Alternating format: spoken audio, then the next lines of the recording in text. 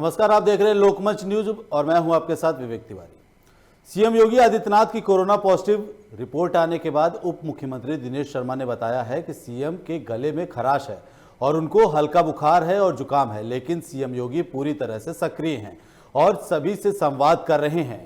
सभी मंत्रियों को निर्देश भी दिए हैं और उन्हें अपने अपने जिलों में मॉनिटरिंग के लिए निर्देश भी दिए गए हैं। साथ ही अस्पतालों में लगातार बेड बढ़ाए जा रहे हैं, चिकित्सीय उपकरण की भी व्यवस्था की जा रही है।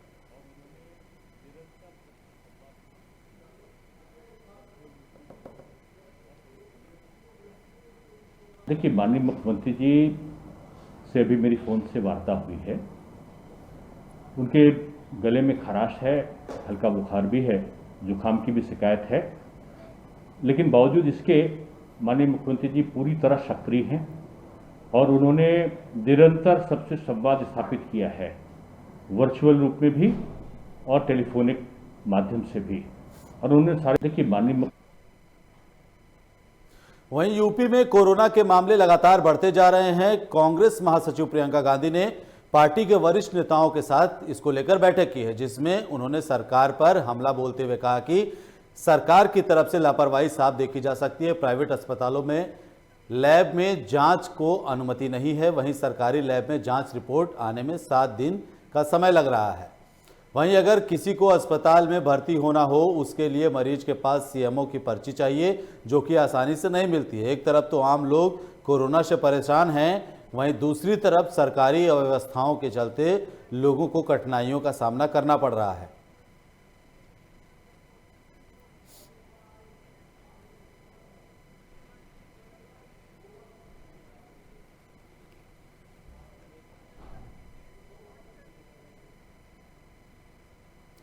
पंचायत चुनाव का बिगुल बज चुका है और कोरोना संक्रमण के बीच पंचायत चुनाव होने जा रहा है। जिले में पंचायत चुनाव को ध्यान में रखते हुए किस तरह की व्यवस्थाएं की गई हैं, इसको लेकर हमारे संवाददाता ने सुल्तानपुर के पुलिस अधीक्षक डॉक्टर विपिन कुमार मिश्रा से खास बातचीत की है। सुनिए। और आप देख रहे हैं लोकमंच न्यूज।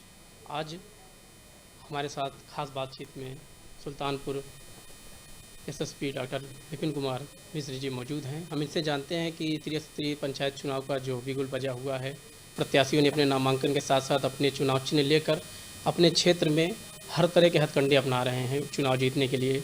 उस पर क्या कार्रवाई हो रही है और उसके साथ ही साथ कोरोना जो भीषण रूप लेता हुआ हमारे जनपद में भी बढ़ रहा है, उसको देखते हुए क्या। सर, सबसे पहले तो आपको लोकमंच न्यूज़ का स्वागत है। थैंक यू सर, कोरोना का जो अपडेट लगातार सुल्तानपुर में बढ़ता जा रहा है, इसको देखते हुए नाइट कर्फ्यू भी लगाया गया है, तो कहाँ तक ये सार्थक है इसके लिए? देखिए, संक्रमण की चेन जब तक हम ब्रेक नहीं करेंगे तब तक निश्चित रूप से कोरोना फैलेगा और बहुत सारे लोगों को नुकसान पहुंचाएगा।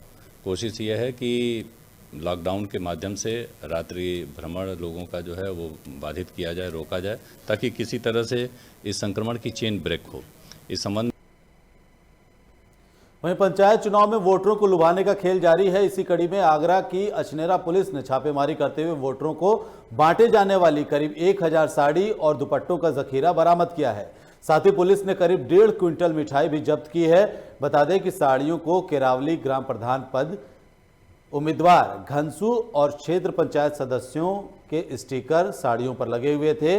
फिलहाल अछनेरा पुलिस आगे की कार्रवाई में जुट गई है।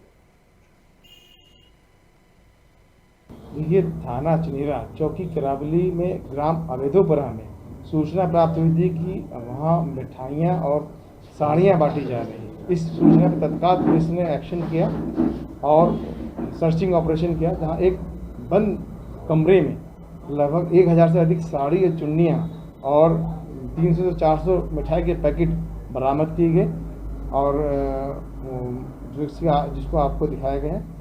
और जो भी इसमें हैं बांटने वाले या जो भी इसमें जिस मकान में पाया गया है, उनके खिलाफ अभियोग पंजीकृत कर कार्रवाई की जाए। वहीं यूपी में लगातार कोरोना के मामले तेजी से बढ़ रहे हैं। दूसरी तरफ प्रदेश में पंचायत चुनाव भी होने जा रहे हैं, जिसको लेकर प्रशासन ने अपनी कमर कस ली है। बता दें कि आगरा में चुनाव को देखते हुए कुल 15 पोलिंग पार्टी सेंटर बनाए गए हैं, जहां जिलाधिकारी ने मतदान सामग्री का जायजा लिया। वहीं जिलाधिकारी की जांच में 127 अति संवेदनशील मतदान केंद्रों को चिन्हित किया गया है, जिस पर जिलाधिकारी और पुलिस अधिकारियों की पैनी नजर रहेगी। वहीं आगरा पुलिस कप्तान ने कहा है कि मतदान के दौरान सुरक्षा व्यवस्था को लेकर पुलिस की अराजक तत्वों पर भी पैनी नजर रहेगी और जो भी नियमों का उल्लंघन करता हुआ पाया जाएगा उसके खिलाफ कड़ी कार्रवाई की जाएगी।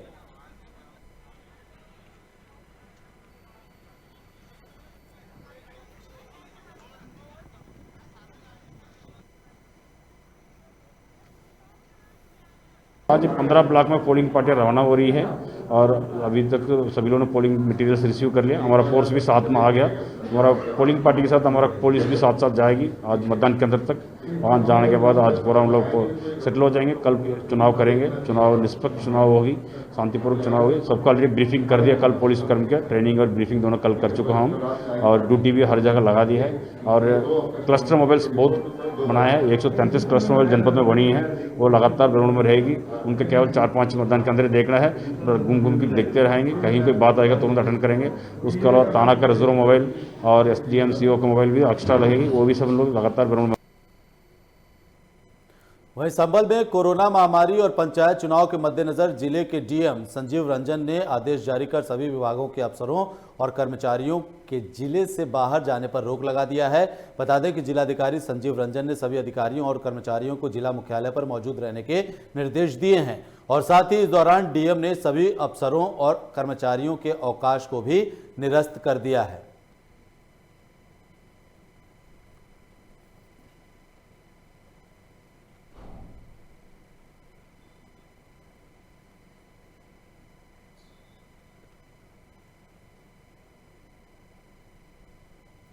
वहीं अलीगढ़ की तहसील इगलास क्षेत्र के बेसवा में स्थित मां पुठा वाली के नवरात्र के दूसरे दिन भक्तों का तांता लगा रहा। बता दें कि भक्तों ने मां पुठा वाली को 16 श्रृंगार कर चांदी के छत्र और साड़ियां चढ़ाई गई।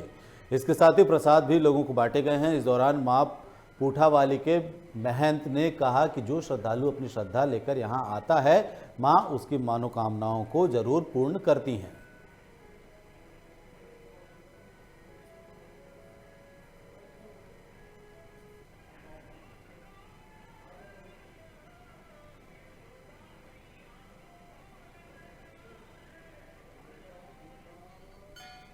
प्रत्येक मनुष्य की अपनी श्रद्धा होती है। मेरी भी श्रद्धा है नवदुर्गा में। मैं माँ को बहुत मानती हूँ, तो अपनी श्रद्धा अर्पण करती हूँ माँ को। और यहाँ पे हिंदू मुस्लिम दोनों को मतलब यहाँ पे मस्जिद भी है, दोनों को तहजीब है। यहाँ पे मतलब ऐसा नहीं है कि हिंदू है मुस्लिम है, दोनों ही लोग यहाँ पे आते हैं पूजा करने। और माँ को जैसे अपनी अपनी श्रद्धा होती है, जैसे इन आंटियों ने माँ को छत्र चढ़ाया है। माता रानी भक्तों की मनोकामनाएं पूर्ण करती है। यहाँ जो भी भक्त आते हैं नवरात्रे में व्रत रखते हैं, पूजा अर्चना करते हैं, माता जी पे घंटा चढ़ाते हैं, सांतिया चढ़ाते हैं। माता जी के पुत्र की मनोकामना के लिए माता जी पर गाय के गोबर का सांतिया बनाती है माता बहना, जिनसे उनकी मनोकामनाएं माता पूर्ण करती है। वहीं त्रिस्तरीय पंचायत चुनाव के लिए पुलिस प्रशासन ने गाइडलाइन जारी करते हुए सख्ती बरत रही है, लेकिन बावजूद इसके प्रत्याशी वोटरों को लुभाने के लिए मिठाई से लेकर शराब तक बांट रहे हैं। क्षेत्र के गांव त्रिलोकपुर में प्रधान पद के एक प्रत्याशी ने देसी शराब के पौवे बांटने का काम किया, जिसका वीडियो सोशल मीडिया पर वायरल हो गया है, जिसके बाद पुलिस ने उसके खिलाफ मुकदमा दर्ज कर लिया है। रेहड़ थाना क्षेत्र के गांव त्रिलोकपुर में ग्राम प्रधान पद के लिए मितान सिंह चुनावी मैदान में हैं। मंगलवार को प्रत्याशी का एक वीडियो वायरल हुआ, जिसमें वह गांव में खड़े लोगों को देसी शराब के पौवे बांटते दिखाई दे रहा है। शराब की पेटी एक बच्चे ने पकड़ रखी थी और प्रत्याशी सभी को पौवे बांट रहा था। तभी किसी व्यक्ति ने इस वीडियो को अपने मोबाइल में शूट कर लिया और इंटरनेट पर वायरल कर दिया, जिसके बाद ये मामला पुलिस के संज्ञान में आया। पुलिस ने वीडियो की जांच करते हुए प्रत्याशी की पहचान कर ली है और उसके खिलाफ कार्रवाई की जा रही है।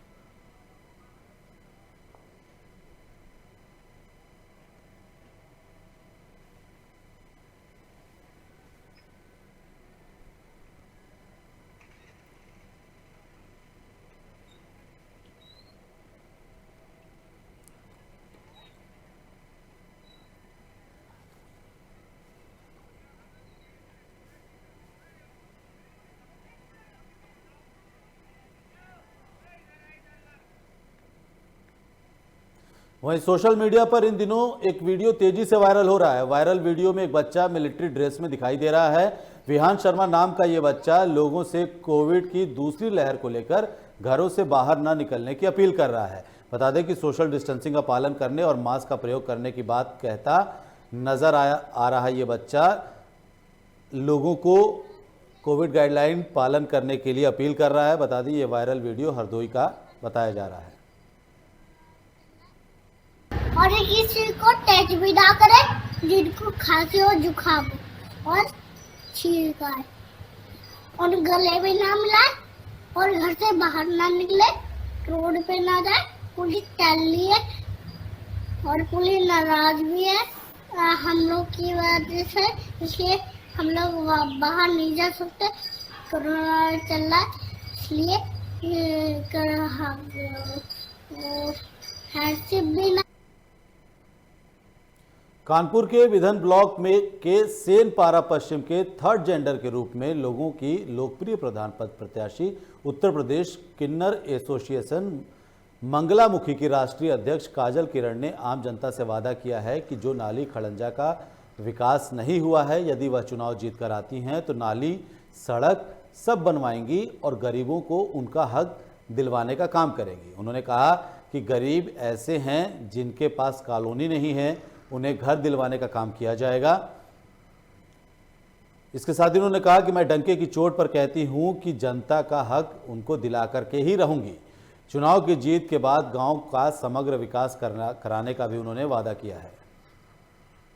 इस वक्त मैं मौजूद हूं बिदनू ब्लॉक के पश्चिम सेनपारा गांव में, जहां पर मेरे साथ मौजूद हैं उत्तर प्रदेश की किन्नर एसोसिएशन की मंगलामुखी की राष्ट्रीय अध्यक्ष काजल किरण जी।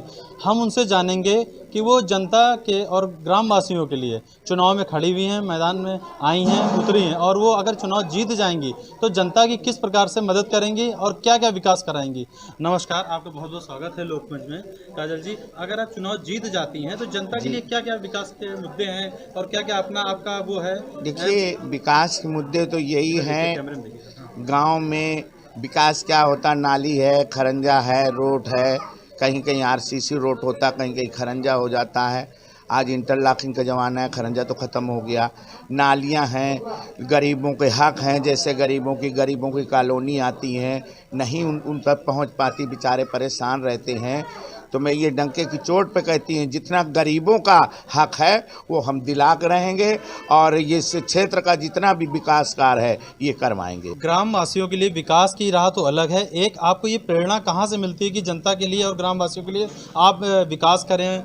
कहाँ से प्रेरणा आई? कहाँ से सीखा आपने ये सब सीखा? देखिए, हमारे माँ बाप ने हमको पैदा किया और रोड पे फेंक दिया। इसी जनता ने उठा के, इसी समाज ने उठा के हमको पाला पोषण किया और आज इस काबिल बनाया कि भगवान की दया से हमारे पास सब कुछ है। तो ये सब जनता का दिया हुआ है। तो जब हम गरीबों को पीड़ित उनके देखती हूँ तो मुझे बड़ा कष्ट होता है, बड़ा दुख होता है। और ये 40 साल से हम करती चली है, आज से नहीं। हम पार्षद रहीं, चेयरमैन रहीं, सब रहीं, हम ये जनता के लिए हमेशा करते रहें। और जहाँ विकास हो जाता हम चुप पे बैठ जाते, हम कहते थे भैया अब हो गया, अब यहाँ हमको शांति से रहने दीजिए। कोई नेता नहीं जान सकता, तो हम घर घर की बात जानते हैं, इसलिए पीड़ा दे करके और हम राजनीतिक में उतरे और यही के लिए संकल्प लिया है कि हम अपने गरीबों भाइयों की मदद करेंगे। और अगर नहीं होगी तो हमारे पास इतना है कि हम अपने पास से भी कर देंगे। तो ये थी काजल किरण, जिन्होंने बताया कि अगर हम चुनाव जीतते हैं तो फिर हम विकास तो कराएंगे, लेकिन अगर हम चुनाव किसी प्रकार से मान लीजिए कुछ भी होता है तो उसके लिए हम खुद में सक्षम हैं और गांव के ग्रामवासियों के लिए, हित के लिए हम हमेशा खड़े हैं। अपने सहयोगी हरिशंकर शर्मा के साथ मैं हिमांशु, कानपुर नगर से। खबर यूपी के बदायूं से है, जहां सपा समर्थित जिला पंचायत प्रत्याशी के पति पर रास्ते में घेरकर जानलेवा हमला करने का मामला सामने आया है। आपको बता दें कि इस हमले का आरोप निर्दलीय प्रत्याशी और उसके दर्जनों समर्थकों पर लगा है। वहीं गंभीर हालत में जिला पंचायत प्रत्याशी के पति को अस्पताल में भर्ती करवाया गया है।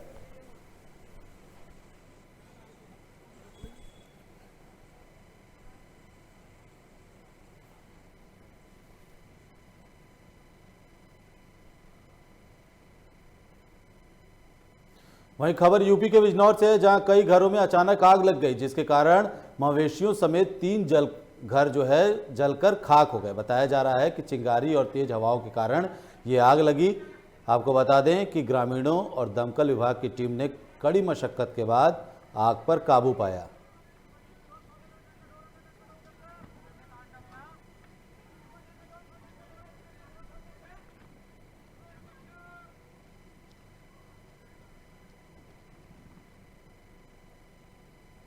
फर्रुखाबाद के देवरिया गांव में जमीनी विवाद में एक बुजुर्ग की गोली मारकर हत्या कर दी गई, जिसके बाद परिजनों में कोहराम मच गया। बता दें कि घटना की जानकारी मिलते ही मौके पर पहुंचे पुलिस ने मृतक के भाई के तहरीर पर नामजद लोगों के खिलाफ मामला दर्ज कर लिया है।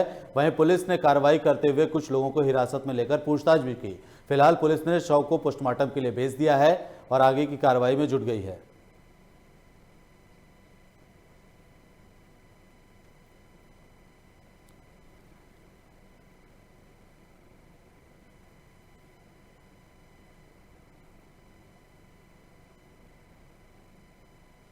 वहीं उत्तर प्रदेश के अमरोहा में जिले के आला अधिकारियों ने कोरोना के नियमों को ताक पर रखकर उनका उल्लंघन करने वालों को सबक सिखाया है, जिसको लेकर अधिकारियों ने बिना मास्क पहने लोगों का चालान काटा और साथ ही दुकान के आगे अतिक्रमण फैलाए बैठे दुकानदारों को भी अतिक्रमण फैलाने पर भारी जुर्माना लगा दिया गया। वहीं एसडीएम विवेक यादव ने बताया कि दुकान पर सैनिटाइजेशन मशीन, मास्क रखने के लिए उन्होंने लोगों से अपील भी की है। साथ ही लगातार पुलिस कोविड नियमों की उल्लंघन करने वालों के खिलाफ चालानी कार्रवाई कर रही है। कोरोना संक्रमण दोबारा से फैल रहा है, उसी के क्रम में पुलिस प्रशासन द्वारा निरंतर चालान की कार्रवाई की जा रही है। लोगों को जागरूक किया जा रहा है। व्यापार मंडल से अनुरोध किया गया है कि सभी व्यापारी अपने अपने दुकानों पर मास्क सैनिटाइजर अवश्य रखें। जिनके पास मास्क न हो उनका प्रवेश एकदम बंद रहे। कोरोना संक्रमण दोबारा से फैल रहा है, उसी के क्रम में खबर मध्य प्रदेश से है, जहां मंदसौर जिले में कोरोना का कहर बढ़ता ही जा रहा है। वहीं दूसरी तरफ जिला अस्पताल से जो उनकी स्वास्थ्य सेवाएं हैं उनकी पोल अब खुलने लगी है, जिसका वीडियो भी एक सामने आया है। जिला चिकित्सालय के कोविड वार्ड में एक मरीज ऑक्सीजन के लिए तड़प रहा है, लेकिन उसे ऑक्सीजन नहीं मिल पा रहा है। वहीं मरीज के परिजनों का आरोप है कि अस्पताल पर्ची लिखकर निजी क्लिनिक से रेमडेसिविर इंजेक्शन मंगवाया जा रहा है। वहीं इस मामले में मुख्य चिकित्सा एवं स्वास्थ्य अधिकारी KL राठौड़ से बात की गई तो उनका कहना है कि वायरल वीडियो में जो दिखाया जा रहा है वह मरीजों की ऑक्सीजन बदलने के दौरान का वीडियो है। साथ ही कहा गया है कि रेमडेसिविर इंजेक्शन की उपलब्धता पूरे जिले भर में नहीं है। अग्रवाल क्लिनिक पर भी उन्होंने जांच कराई है, वहां भी इंजेक्शन उपलब्ध नहीं है। डॉक्टर राठौड़ का कहना है कि मामले की जांच कराई जाएगी और जो भी दोषी होगा उसके खिलाफ कार्रवाई की जाएगी। और मैडम का कहना है कि चालू कर रहे हैं क्या 2 बार बोल दिया था आपने ना। उन्होंने बोला इनकी पेशेंट क्या मेडिकल वार्ड ऑक्सीजन चालू उनको मैं नंबर अच्छा अभी तक चालू नहीं हुई है ना, और अभी बता रहे हैं कि चालू हो रही है चालू करने। पेशेंट की ये कंडीशन है, पेशेंट बहुत सीरियस है। अगर आप 2 मिनट सांस रोक सकते हो मैडम तो आप भी रोक के बता दीजिए हमको 2 मिनट तक सांस, बिल्कुल सांस मत लेना ना। एक इंजेक्शन जो 2000 को मार्केट मिल रहा है, वो इंजेक्शन रतलाम में 900 1000 रुपये मिल रहा है। और ये क्या कर रहे हैं आपसे 12,000 रुपये ले रहे हैं ना। अच्छा 6 इंजेक्शन के 12,000 रुपये और वो 900 रुपये में अवेलेबल हो रहा है। जिला चिकित्सालय मंदसौर का वीडियो वायरल हुआ है और इसकी हमने जो है जांच पड़ताल की है तो पता चला है कि उसका ऑक्सीजन जो है चेंज करने के दौरान ही ये बात हुई है। ऐसी कोई बात नहीं है, हमारे ऑक्सीजन है बराबर लगाई जा रही है। दूसरा रेमडेसिविर का मामला है तो रेमडेसिविर इंजेक्शन अभी बाज़ार में कहीं उपलब्ध नहीं है और ये बिल्कुल गलत बात है कि जो है उनको जो है इस प्रकार की कोई पर्ची। खबर उत्तरकाशी से है, जहां यमुना मां के मायके खसाली में खुशी मठ के वैसाखी के पावन पर्व पर भगवान समेश्वर देवता के कपाट विधि विधान से वैदिक मंत्रोच्चार के बीच आम श्रद्धालुओं के लिए खोल दिए गए हैं। बता दें कि 12 गांव पट्टी गीठ सहित कई ग्रामीणों ने समेश्वर देवता के दर्शन किए। श्रद्धालु भगवान समेश्वर देवता को आज के दिन केदार पात्री गौंत धूप अन्न का भोग लगाते हैं। खरसाली में कपाट उद्घाटन के बाद भव्य मेला भी आयोजित किया जाता है।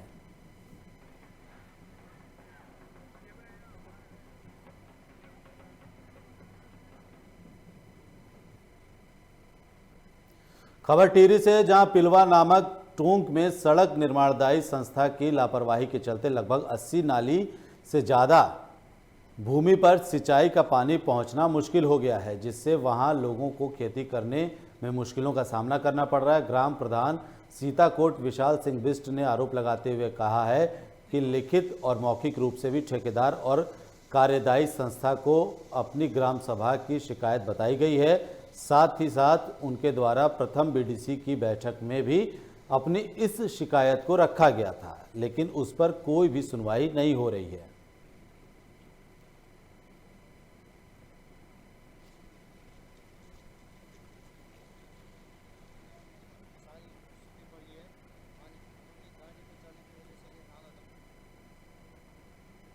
वहीं विकासनगर पुलिस ने अवैध रूप से शराब ले जा रहे 2 वाहनों को पकड़ लिया है। बताया जा रहा है कि हरियाणा से आई इन वाहन में 110 पेटी में से 54 पेटी ट्रक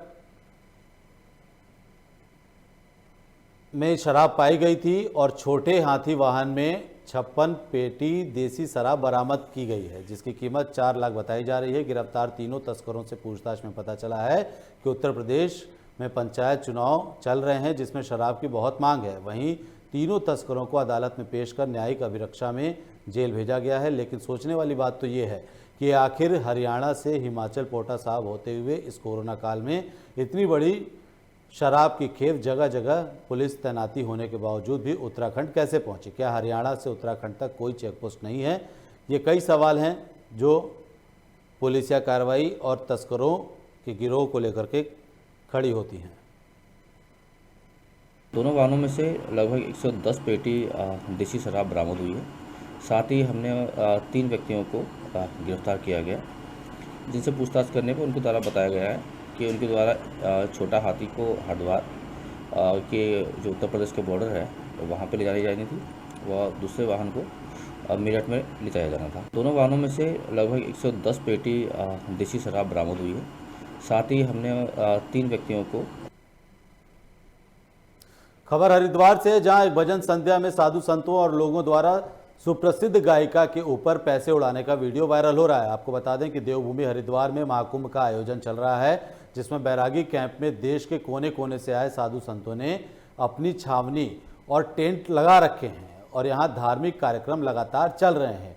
वहीं इस भजन संध्या में शामिल हुए महंत संगीत कृष्ण सांवरिया बाबा ने कहा कि मैं उसमें भजन संध्या में गया था और उसमें सुप्रसिद्ध गायक आ रखे थे और गुजरात की यह परंपरा हमेशा से रही है कि जब भी भजन संध्या होती है तो उसमें दान दिया जाता है और उस दान को उन गायकों के सम्मान के लिए उन पर डाला जाता है, जिसके बाद यह सारा पैसा गौशाला के नाम पर दान किया जाता है।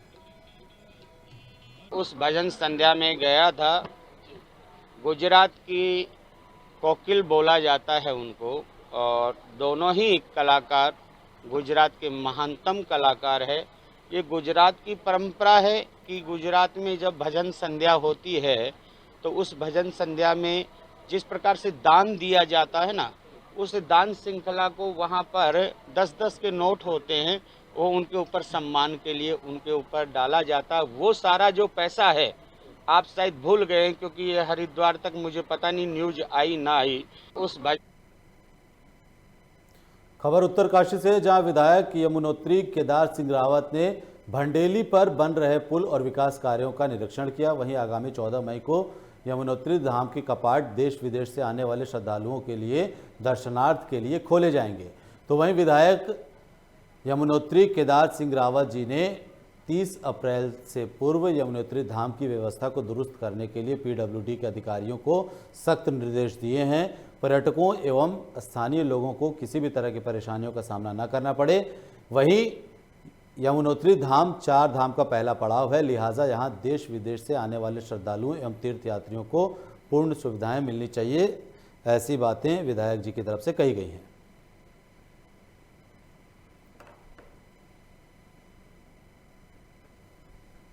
फिलहाल इस बुलेटिन में इतना ही। आप देखते रहिए लोकमंच न्यूज, क्योंकि यहाँ खबरों का सिलसिला लगातार जारी रहता है। नमस्कार।